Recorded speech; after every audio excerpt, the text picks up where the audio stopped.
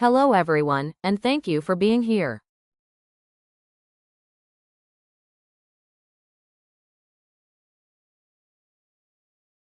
AHT28 Steel was developed by ATHESA company for manufacturing drilling tools in mining. Its composition is carbon 0.30%, manganese 0.50%, phosphorus 0.02%, sulfur 0.02%, silicon 0.25%, chromium 1.40%, nickel 4.00%, and molybdenum 0.20%. No previous data exists on heat treatments for this material.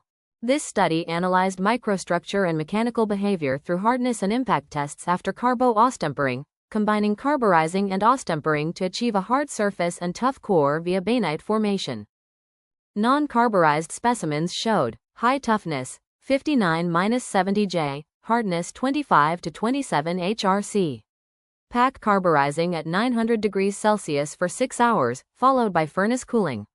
Result: martensitic surface layer with 59.2 HRC, but low toughness, 4 to 6 J.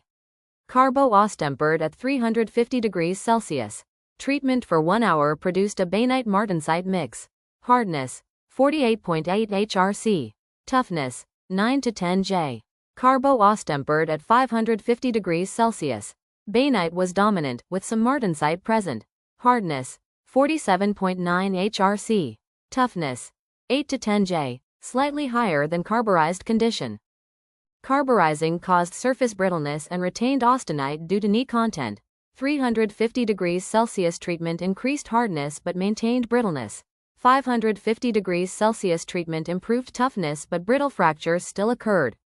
Carbo-Austempering improves surface hardness and internal toughness, but brittle zones remain.